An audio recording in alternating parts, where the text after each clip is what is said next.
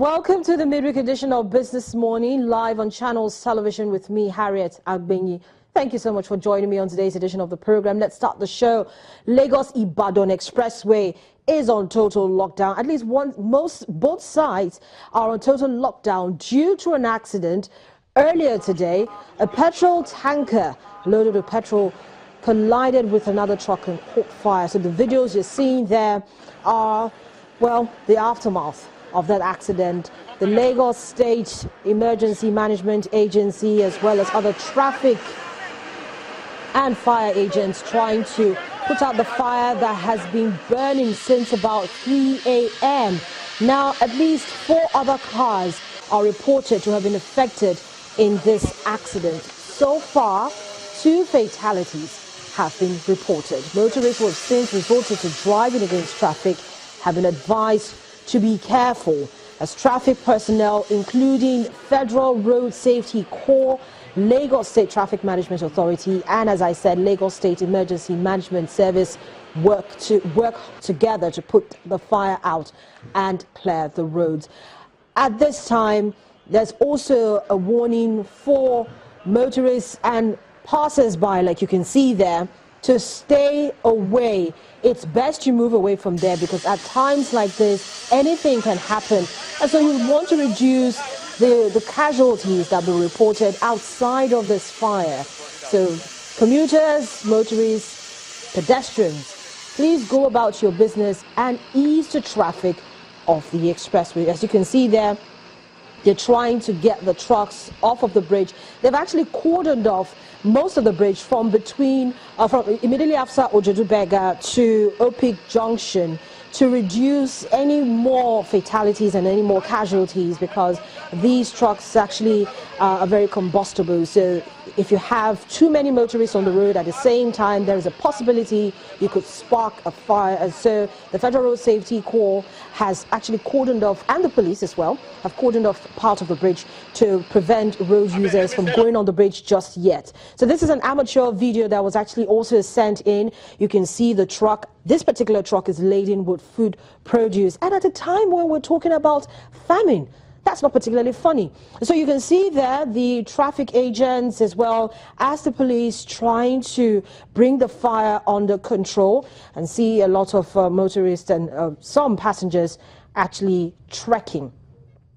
That's going to be what's going to happen most of today. And don't forget, this is also happening as we have road rehabilitation ongoing further up on the expressway. The federal government has actually begun work on the Lagos-Ibadan Expressway, and so that in the last couple of days has been causing untold hardship for Nigerians and huge traffic gridlock. So that, compounded with this particular accident that happened in early hours of today, has made the Lagos-Ibadan Expressway near impossible. So if you do not have any business being on this road today, or any time today, or even tomorrow, please stay away.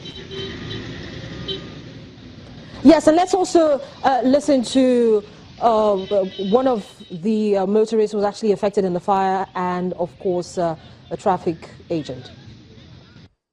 Left Lagos around 1:30 this morning.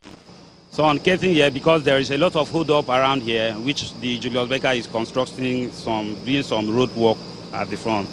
So there is a lot of vehicle here when the incident happened. So suddenly, this tanker just fell brake from up there. Then it dashed with another vehicle. At the back. So that's when the fire exploded. The truck exploded. So there's a lot of people burned, a lot of vehicles that burned. So there is a lot of issues that happen. Even me, I myself, find it so very difficult for me to move out of my own vehicle. So it's just by the grace of God that just rescued me, just make me to be alive now, that as I'm talking to you now. Immediately our men, LASEMA, and many other emergency response organizations rushed to the scene of the accident. What you have seen was a classical example of indiscipline that has been happening on this road since the commencement of the rehabilitation of the route. As you can see, there are about 4 vehicles involved, which means two-lane carriageway had been converted to 4 lanes. And as a result, they struck themselves and there was a crash. And as a result, there was also an explosion of fire. But what is happening right now is that we have all mobilized and we are trying to see that the debris are removed and the traffic is restored.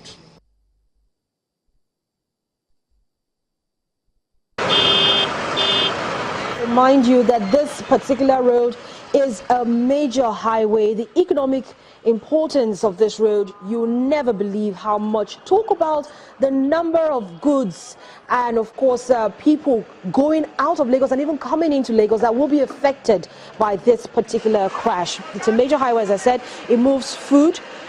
We have petrol tankers on it. We have kerosene tankers, diesel tankers on this express. So the loss to business will most likely run into millions and billions of naira. For passengers who want to leave Lagos up country to even neighboring states, it's going to be very difficult for you to get out of Lagos today. So call your agent. Get on the phone. If you have Skype and you can do your business, why don't you get on Skype? That's what I'm going to do most of the program today anyway, because my guests are also on lockdown. They can't get to the studios. I was pretty fortunate to pass through this traffic and get into the studios to bring you Business Morning. But most of my colleagues are actually trapped in that traffic that according to the traffic agent there, over 4 cars were actually involved in the accident, and fatalities as it now put at 2. So Channels Television, your #1, will continue to monitor this, and of course we'll bring you updates as we get them. Let's take a look at other stories we're tracking top of this hour. The Debt Management Office will today sell about 95 billion naira. That's $301.8 million worth of government bonds that are reopenings of previous issues. Using the Dutch auction system, the DMO will sell 35 billion naira of a bond maturing 18th of March 2036, 25 billion naira of the bond maturing January 2026, and 35 billion naira of the bond maturing July 2021. At its last auction, successful bids for the FGM bonds were allotted at marginal rates of 15.29, 15.47 and 15.48% respectively. Now, yesterday, of course, we saw yields on a rise ahead of today's bond auction, and of course, the Central Bank of Nigeria will be holding a primary market auction as well. And so we saw yields kind of mixed, and investors particularly favoring mostly short to medium dated bills. We'll take a look at those numbers closer in just a bit. Now, the Central Bank of Nigeria has denied rumors making the rounds that Heritage Bank, an unlisted Tier 2 commercial lender, is under financial distress and therefore unable to discharge its obligations to depositors. The financial regulator, in a statement, described the rumor as false and malicious and assures the public that Heritage Bank is not in distress and that customers should transact dealings with the lender without fear. The CBN maintains that no Nigerian bank is in distress and assures the safety of customers' deposits. In the meantime, the CBN will this week publish the names of companies and banks and the amounts of foreign exchange letters of credit that the bank submitted to the financial regulator for the disbursement of the recent $600 million manufacturing sector forex easing package. The fund was CBN's intervention towards imports of agriculture inputs, machinery and spare parts to help the industrial sector groaning under foreign exchange scarcity and volatile naira-dollar exchange rate. Sources say the expected publication of the $600 million CBN package to manufacturers and the agri sector becomes necessary as complaints against persistent shortage from some quarters that the intervention fund was not received by targeted end users continues. Now, the CFA Society in Nigeria is leading advocacy talks on the entrenchment of ethics in business across Africa. And one of the ways the body is doing this is through its global awards and standards for investment education. At the investment conference held on Tuesday in Lagos, the president of the society, Shade Odunaya, speaks on how much has been done and why Africa must integrate. over 1,000 candidates taking all 3 levels of the exams. Although the number dropped this year, 2016, in comparison to 2015, but we have quite a number of Nigerians who are interested in, getting this global award and standard for investment education. We work with the Nigerian Stock Exchange. We take their portfolio analysis class in their graduate training program on, as a society, because that's also a way by which we are able to reach out to the very young ones before they start their career. In the Nigerian space, we have actually also ensured that regulators have access to the CFA Institute scholarship programs as well. CFA Institute awards scholarships to regulators, journalists, academicians, and women, really, who are interested in taking the exams once they meet some basic criteria that is checked out. So right now, we know that CBN is using the scholarships effectively. They have used it consistently for like 3 years. And PENCOM is using the scholarship, and we're hoping that SEC will come on board pretty soon. So in terms of what is our vision as a society, our immediate areas by which we want to make an immediate impact, we would like to entrench ethics in our industry. We will do anything and any program that would help us to create an ethical awareness in the players in the industry. And that's why we're really pushing the University Ethics Challenge.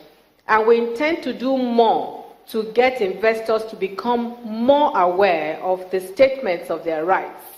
And we intend also to continue to push through our partner associations for the entrenchment of the Asset Manager Code in the individual firms' HR policies and the way and manner in which they do business.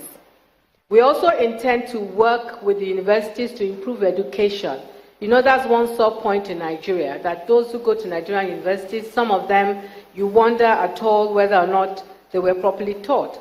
And that's why we're going to work hard at getting some partner universities that can work with the CFA Institute to improve their curriculum and the quality of what they are teaching. So why this conference? And why the topic, Investing in Africa by Africans? You may say.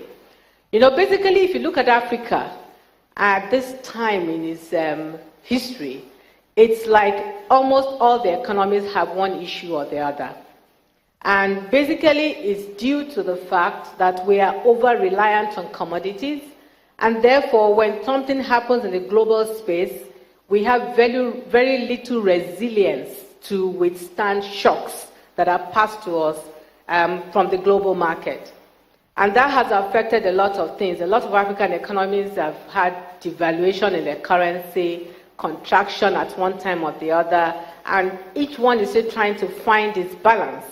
So when you look at capital flows and those who are interested in Africa, they're a bit skeptical about Africa right now, to a large extent. And the question is, the risk is high.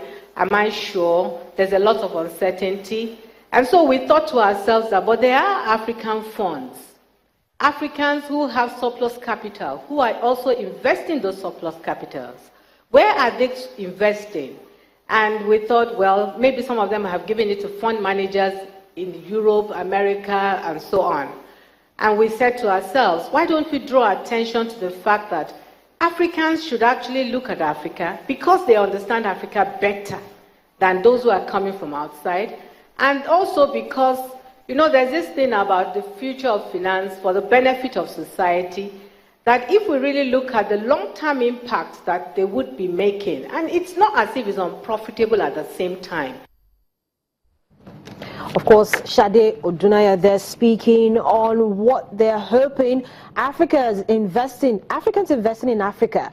That's the watchword, and that's what going forward a lot of people should be talking about. But Business Morning continues in just a moment. We'll be right back.